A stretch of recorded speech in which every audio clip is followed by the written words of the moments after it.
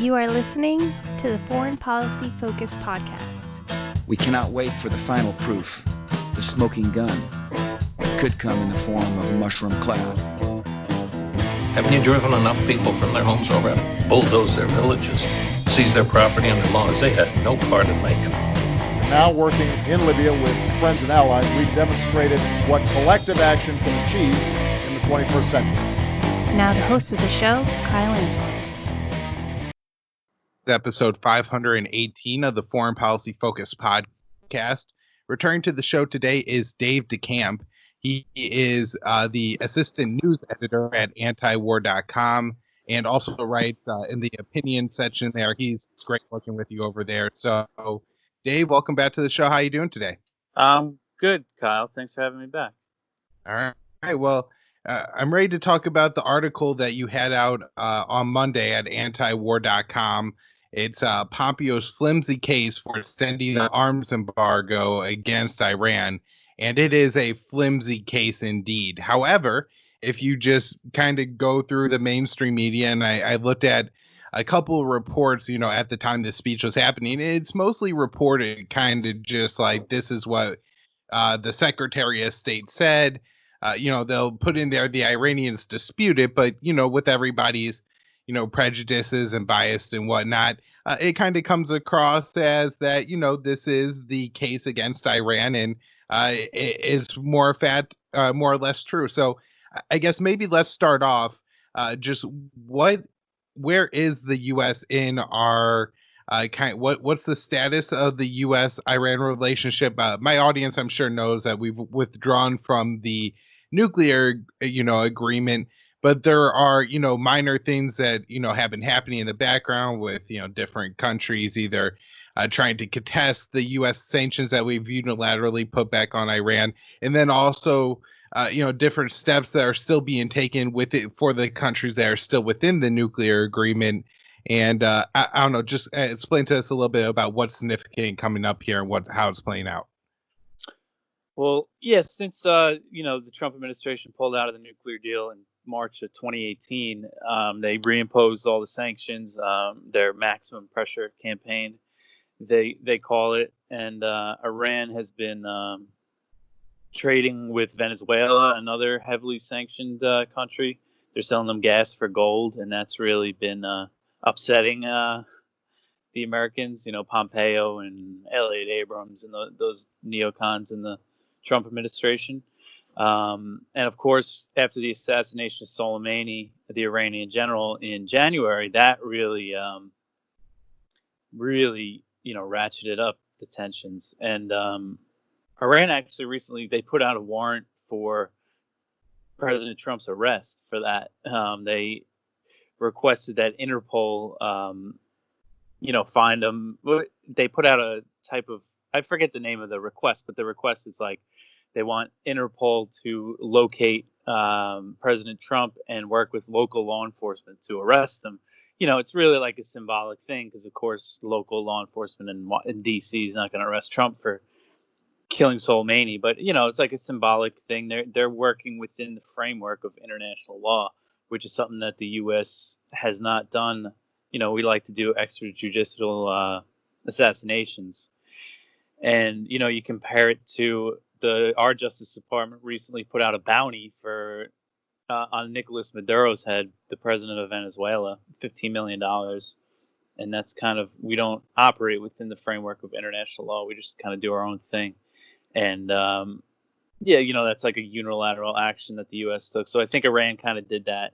They kind of know how to play the game within international law to make themselves look good, even though none of it matters to DC. We still just do our own thing. And another big thing it's worth mentioning is it looks like Iran and China just signed a trade deal. And it's kind of funny the way that the New York Times reported on it. They said defying U.S. Iran and China ink a deal. There's not many details about it, but it just shows what this kind of pressure does, like with Iran and Venezuela trading, and now you get Iran and China signing a deal. Iran's warming up, and Moscow have warming ties. We kind of drive our adversaries into each other's arms and then act surprised when it happens. So Yeah, that's where we're at right now. There's also been some mysterious explosions across Iran. Probably the biggest one was at the Natanz nuclear facility, which was about a week or two ago. And the New York Times actually reported that an anonymous, like, Middle Eastern intelligence source told them that Israel was responsible and that they planted a bomb. Some people suspected cyber attacks, but it looked like somebody smuggled a bomb in there, and it caused some severe damage and set their nuclear program back. And and Israel, one of their veiled responses, Benny Gantz, the defense minister, when asked about it, he said, like, Israel's not necessarily behind everything that happens in Iran. It's kind of funny. Israel kind of does a lot of the things that we accuse. I kind of get to this point in my piece more about Saudi Arabia, but Israel, they have nukes, but they don't. Of their official stance is that they don't, and then they do these little cyber attacks and inside Iran. Some people even reported that there was like F-35s that bombed another power plant or something.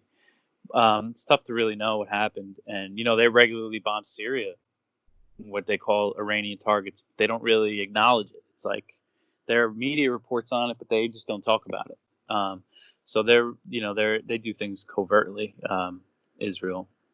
Yeah, that's just another thing ramping up tensions between Israel, Iran, and the U.S. And that maximum pressure has really had a devastating effect on the economy. And with the coronavirus, they got hit hard. And so that's where we're at right now. Right. I think the maximum pressure, and then the point you make there about Iran moving closer and signing deals with Iran and Venezuela and China is just kind of symbolic of how the maximum pressure campaign hasn't been working as well as they obviously hope it would, because Iran is able to export and get imports by trading with these countries around U.S. sanctions. But it seems to be like the more the U.S. uses sanctions and uses these maximum pressure campaigns, there's, I guess, like at least 3 maximum pressure campaigns right now, but North Korea, Iran, and Venezuela. But looking at the trade war against China is somewhat that case too, and then you have a significant number of sanctions on countries like Syria, Russia, and Cuba as well, and so. It seems like you're maybe just going to form an alternative network or of sorts and stuff like that, and these countries will just trade more with each other. And so, with that failing, the U.S. now has an arms embargo against Iran that is set to expire in October. And Mike Pompeo took a visit to the UN to really fight against this. So, what is so significant about this arms embargo that Pompeo goes and gives a speech about it? Yeah, so it's a UN arms embargo on Iran, and it's meant to prevent Iran from exporting weapons and importing weapons, and it's set to expire in October under conditions of the 2015 nuclear deal. I think it went into effect in 2006, but Pompeo, in a meeting with the UN Security Council in June, he made his case for why we should extend the embargo.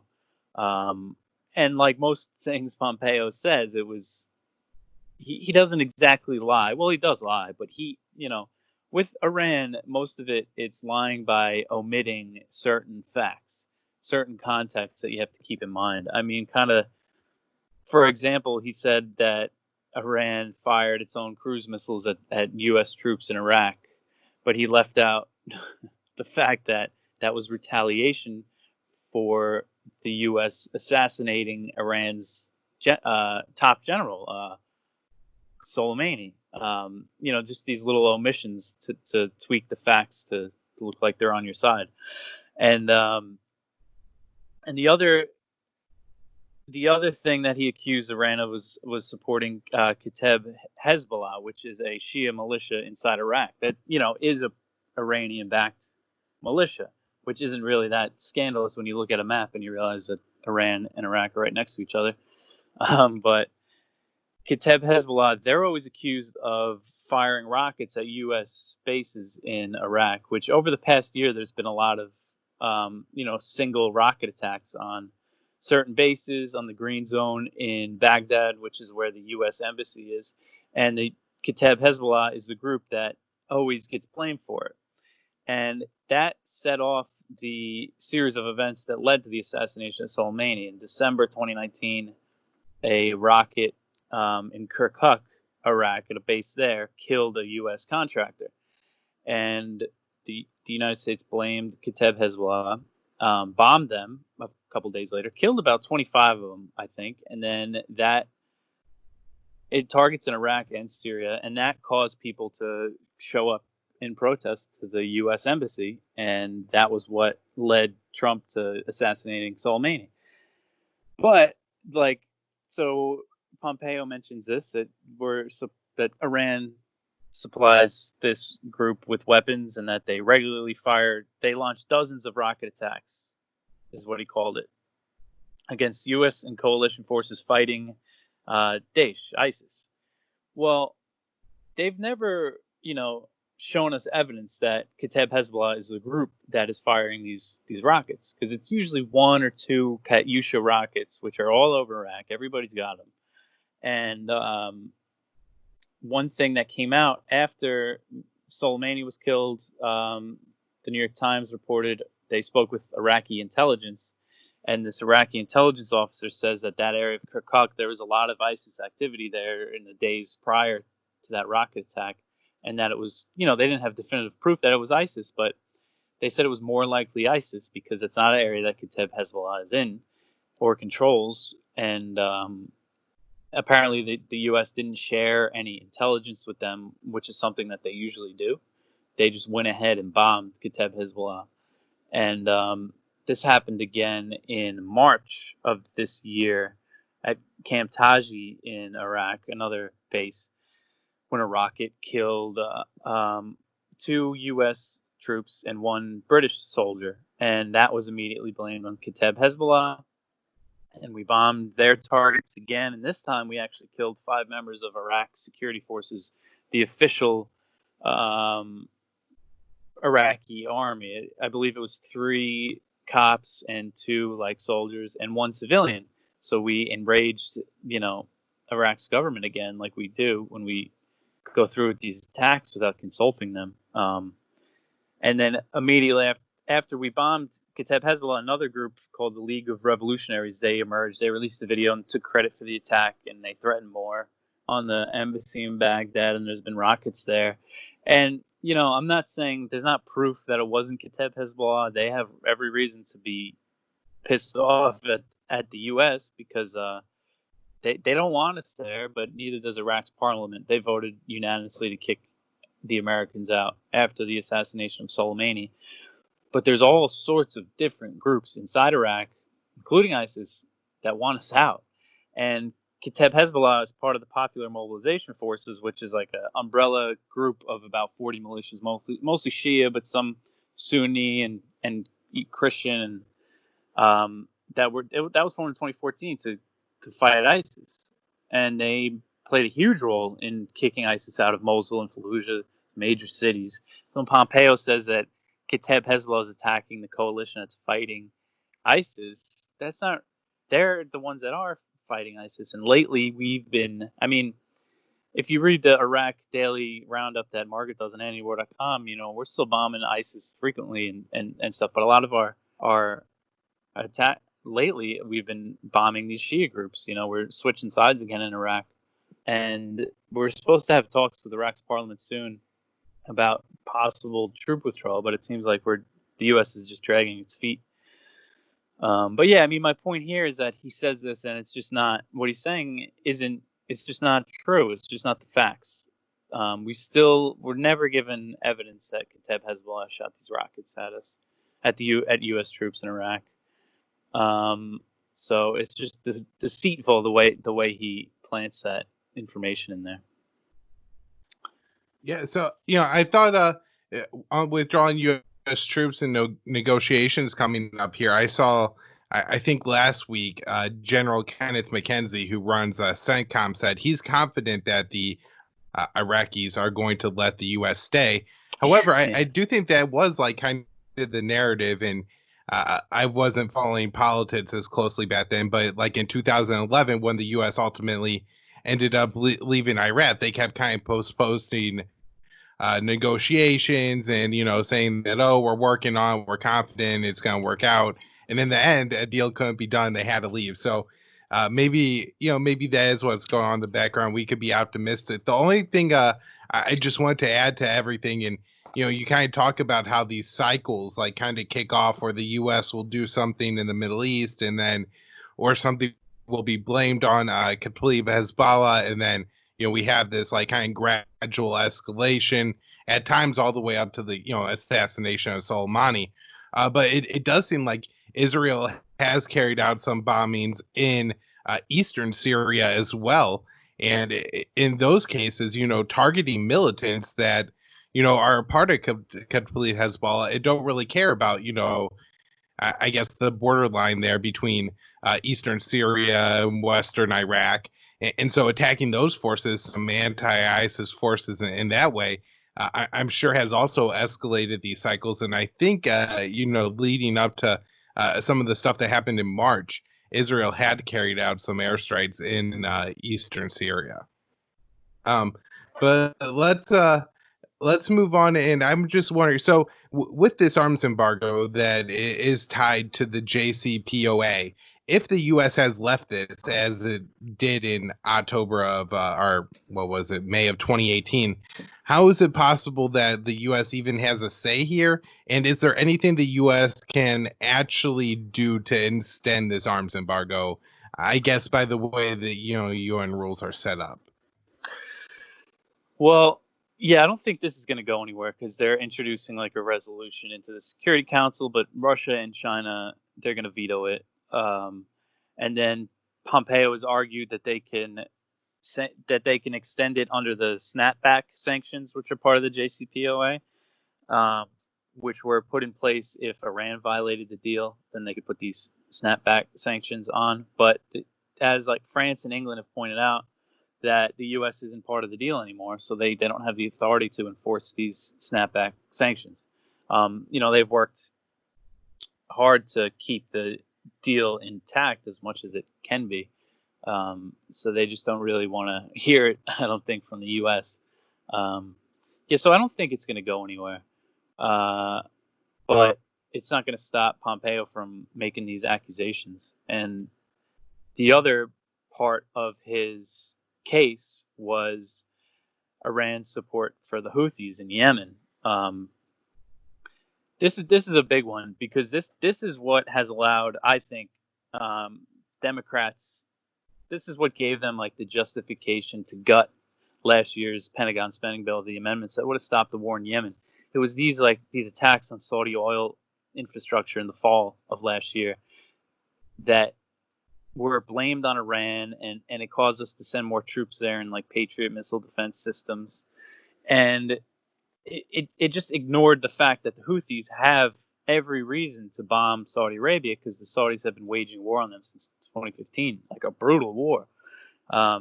You probably, I'm sure you remember, in September of 2019, there was a major attack on a few Saudi oil facilities, and it damaged that oil output. It was like something like 5% of the oil production in the world that it put out for a couple of days. So it was a big attack, and it was immediately blamed on Iran.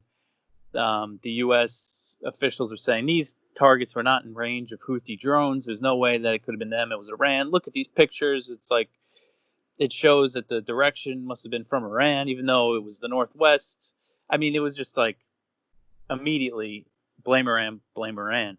But the Houthis have, as I demonstrated in a story around the time that the Houthis have carried out attacks that far and at further range. Their drones had a pretty long range.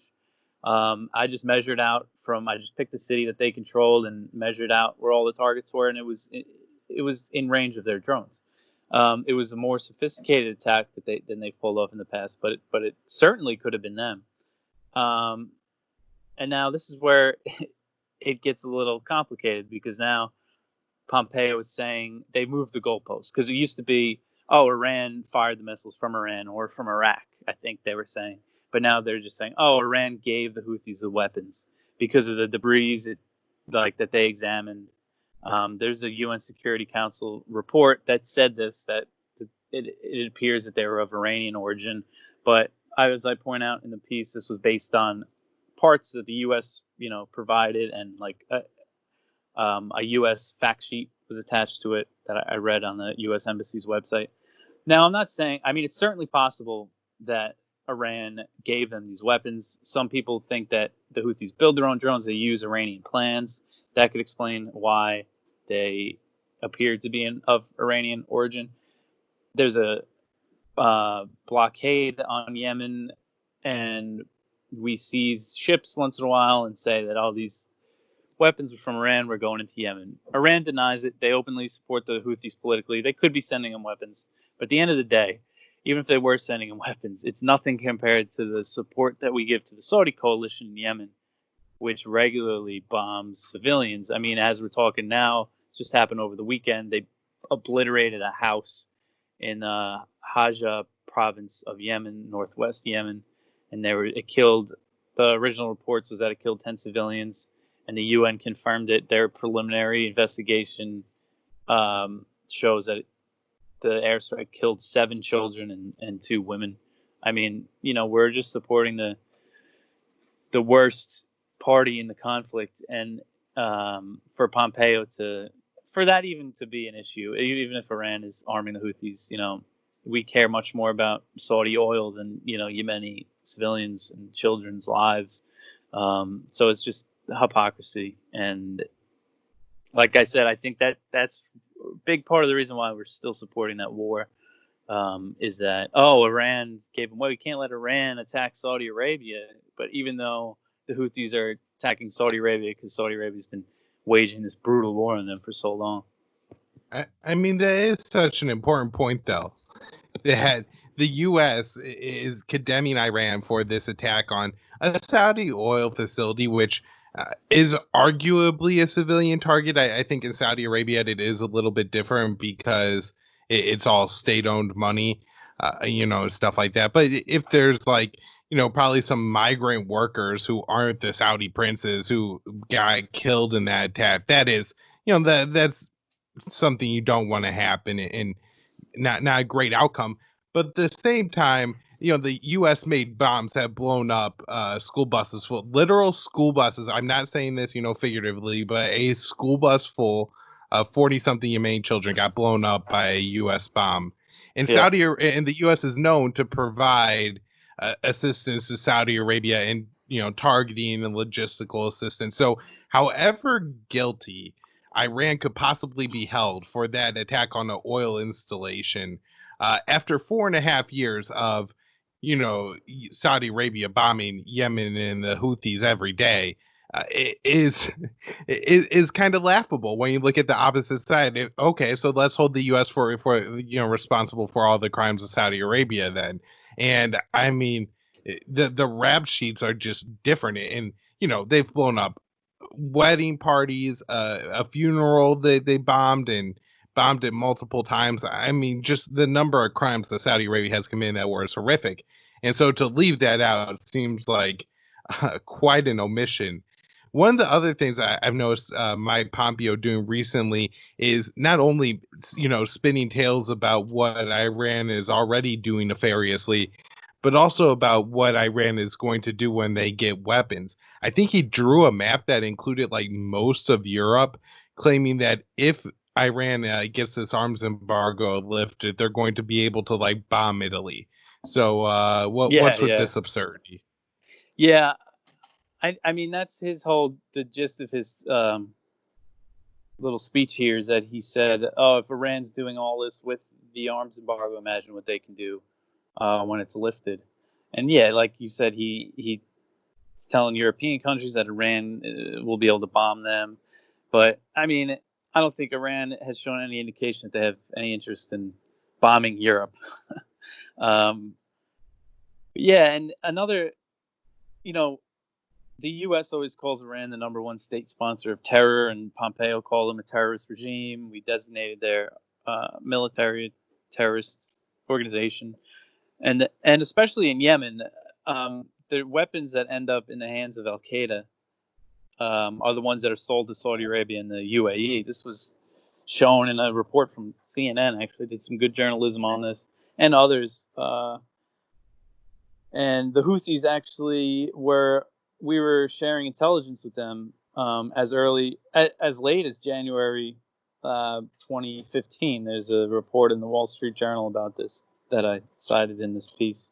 That after the Houthis drove out President Hadi, who's been living in Saudi Arabia ever since, the U.S. was like, okay, well, there's a lot of Al Qaeda in Yemen, AQAP. These guys are not Al Qaeda, and they control a lot of territory. Let's, share some intelligence and cooperate with them. And then 2 months later,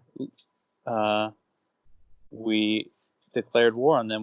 We didn't formally declare war, but Saudi Arabia and their Gulf allies did, and the Obama administration, gave them everything they wanted, and a lot of people think that it was like kind of throwing a bone to Saudi Arabia after the Iran nuclear deal, because they weren't too happy about that. But kind of the indifference that people have, that the Obama administration officials have about starting this war is really just awful, because it's just been such a brutal war, and the Trump administration has eagerly continued it. Trump has used most of his veto power to continue this war. And Mike Pompeo, after you mentioned that school bus was blown up in August 2018, about a month later, Mike Pompeo, because some amendment was passed that the U.S. had to show that the Saudis were taking demonstrable action to lower civilian casualties. A month after that school bus blown up, 40 kids were killed. And Saudi Arabia called it a legitimate military target because apparently there was like some Houthis on the bus. A month later, Pompeo said, "Oh yeah, they've taken demonstrable action. And that's what he had to do to keep supporting them in the war." And I mean, that it continues. They continue to blow up civilian targets, and yeah. And I mean, the blockade is, the disease, the famine. I mean, I think at the end of this, hundreds of thousands are already dead, violence and famine. I mean, I think the numbers are going to be horrific when this is finally over, which is hopefully soon. I mean, I don't have high hopes about this now, but I mean, I think it's going to be really horrific.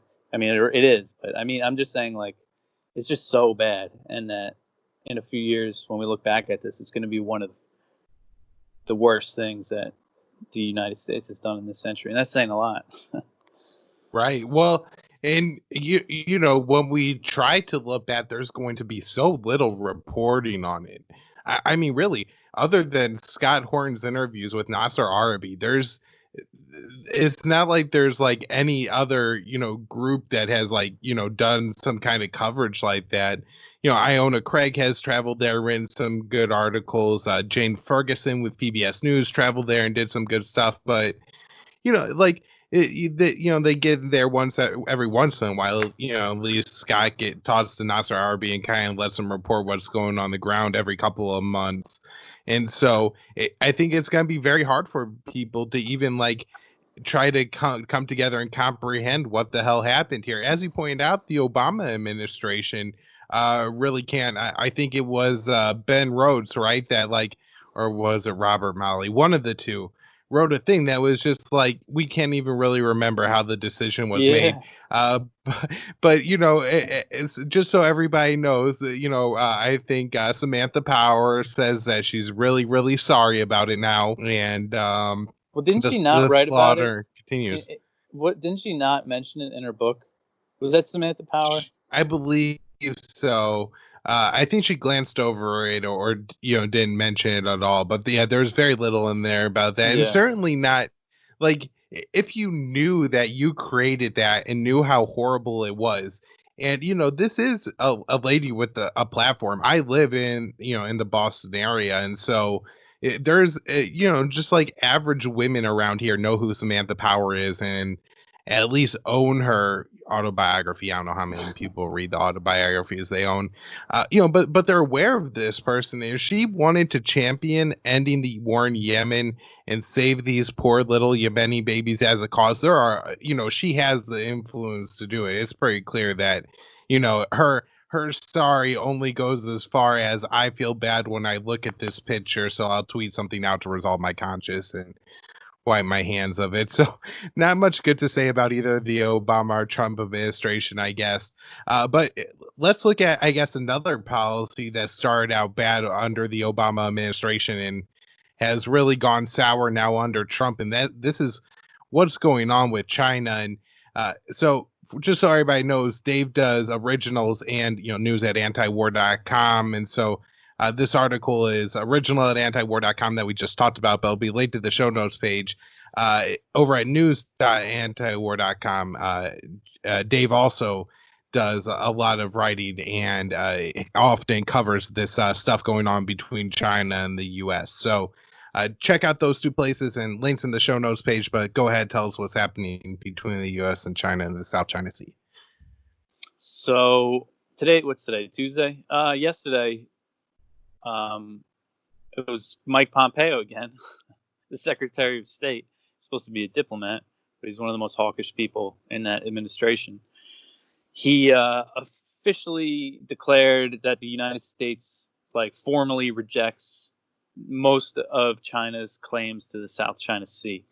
Now, the official U.S. position before this was they didn't take an official stance, and the idea was that the U.S. pushed for China and these smaller Southeast Asian countries to settle it through arbitration through the UN, settle things peacefully.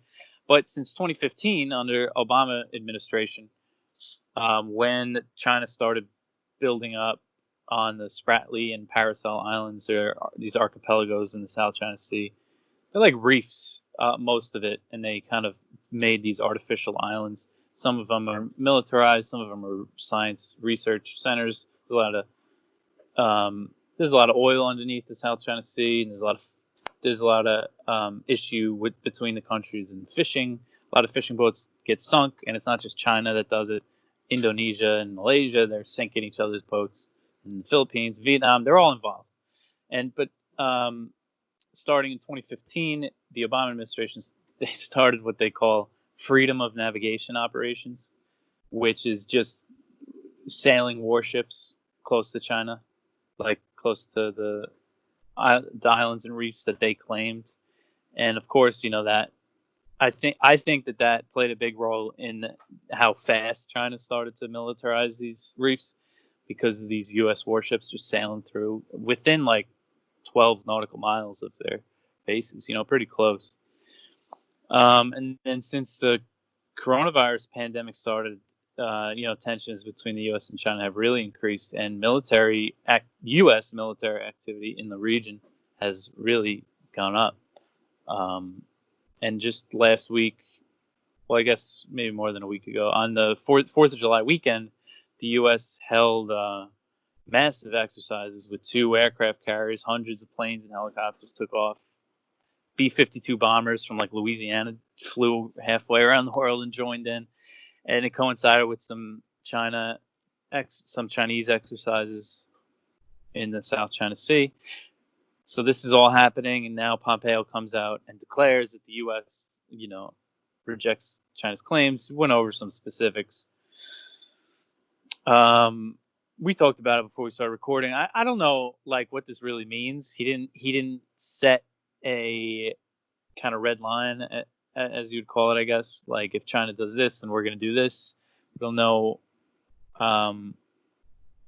what this really means, but of course, it's just going to anger China and just kind of increase the tensions in the region even more, which is really dangerous because there's a lot of firepower there. Another area that's been a little sketchy is Taiwan. The U.S. has been flying planes over Taiwan or near their, I forget what you call it, the airspace around the island. It's a sensitive area for the U.S. to fly planes. Same thing with China. They've been flying planes there too, but I think it was sparked by a U.S. cargo plane, military cargo plane, flew over Taiwan in the beginning of June, and that kind of sparked this. Now China's doing it, we're doing it, and this is something that some like military analysts, Chinese think tankers are really concerned with, because apparently these planes, they don't have any communication, so that can be dangerous, and that's really what the danger is that with all this military activity, U.S. and Chinese, there's a danger of, a mistake happening and could lead to something worse. So that's, that's where we're at in that area. Right. Well, yeah, I was reading this article at the National Interest by Lyle Goldston yesterday, talking about some research put out by a Chinese, I guess, military scholar, who said that the China should start taking a look at doing something like, I guess, during the Cold War at one point, the Soviet Union rammed an American boat, and now this isn't like as absurd as somebody might think, that China is going to like take an aircraft carrier and ram it into an aircraft carrier. I guess like the USSR, when they did it, selected a very particular boat and outfitted a particular way, pit a certain American ship and hit it a certain way, so that the overall implication isn't the two ships exploding into flames and a couple hundred sailors dying on each side, but rather a significant amount of damage done to the American ship. And so, maybe some injuries piled up or something like that. And so, and I don't know, it could be possible that this Chinese academic is the John Bolton type, but, kind of see how things play out in the U.S. over time.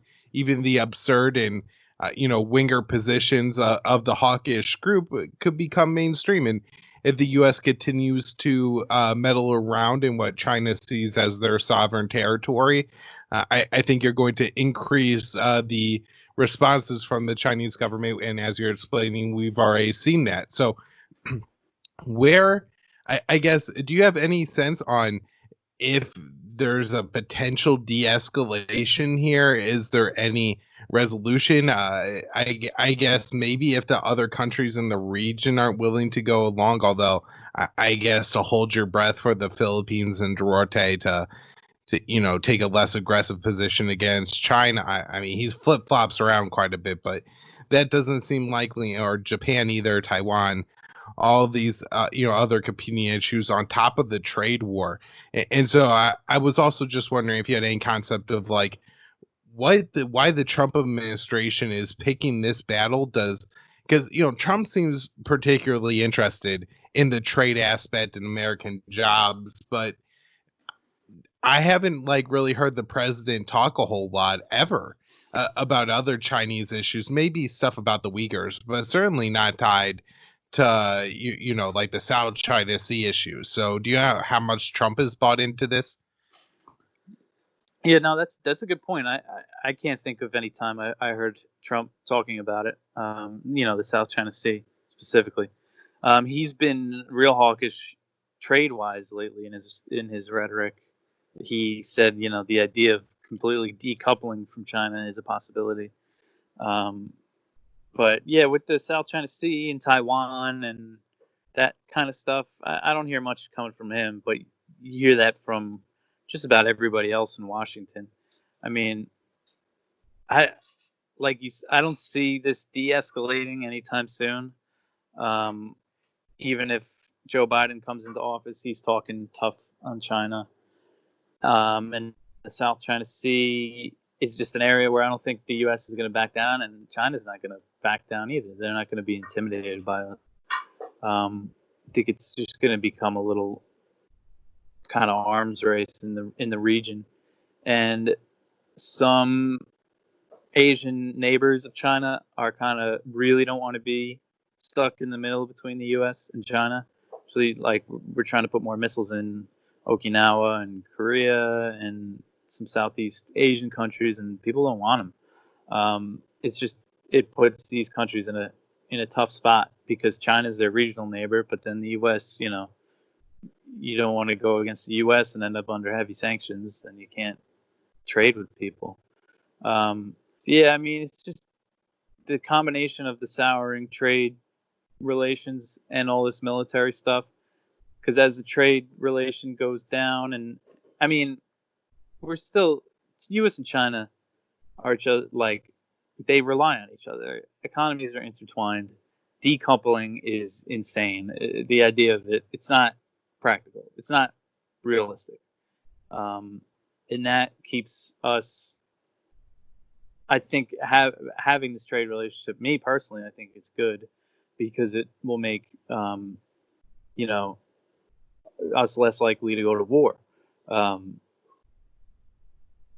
So I don't know. I just hope things get better on all these fronts. And another thing, you mentioned the Uyghurs.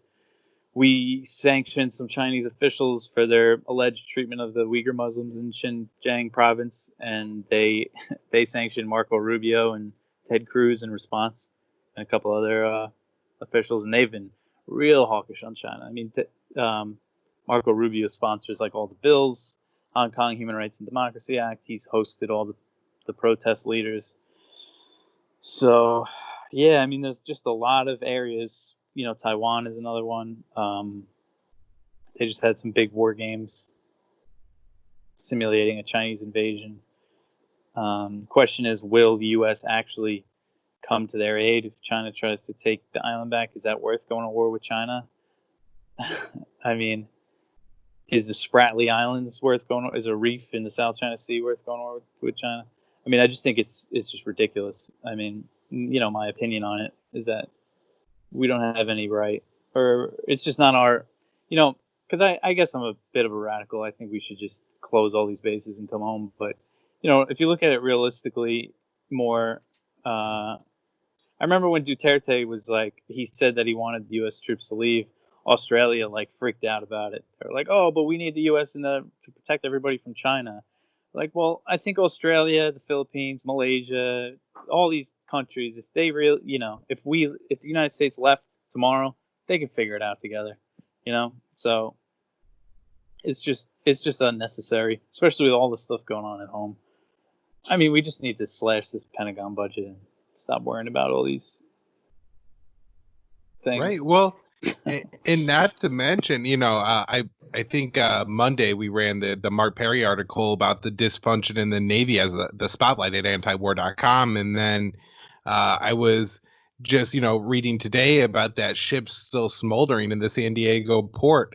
And so if you look at a map of where California is as compared to where China is and then Taiwan, it's going to be a very difficult war for the U.S. to fight, especially with such a dysfunctional Navy. And so it seems like all this is relatively pointless and futile, and in no way actually we're planning for a potential war with China. And, as Scott Horton always points out, the great point that whenever you imagine this anyways, the nuclear war goes without saying, but then it goes without saying, and everybody forgets that the ultimate problem is, are we going to go to nuclear war with China over Taiwan, Hong Kong, the Spratly Islands, or whatever else? Over there? No, it doesn't make sense. It's not worth it. I certainly don't want to lose my life and the lives of most people on the planet, I guess in any effective, sense of the way we still live. Most people will not live that way if even just a few nuclear weapons go off. And so it's definitely not worth it. And I can't imagine that, Trump or I guess Joe Biden's a little bit more of a wild card just because it's his thinking seems a little bit more muddled, and Michelle Flournoy, who seems like she's going to be very close to him, is a nut job. A left-wing John Bolton type, I suppose, just lacking a mustache. And so maybe, but I can't imagine that any president is going to be like, okay, if I got to hit the nuclear button over Hong Kong, that's what we're doing. Or that would in any way net any kind of, the U.S. can't do it. These places are right next to China, who at least has a massive unmanned military, and then, weaponry to certainly defend and target America's Navy. So I don't know if you have anything else, but wrap up, let people know where to find your work. Antywar.com. I'm in the news section 1 or 2 days a week, and then I try to do a weekly column that goes out Monday. And I'm on Twitter at DeCamp Dave. That's it. Read antywar.com. All right. Yeah. Make sure you check out Dave's Twitter. He tweets a lot of good stuff, and it's one of the ways I keep up with the news. So thanks, Dave. And like he said, check out antiwar.com. Thanks, Kyle.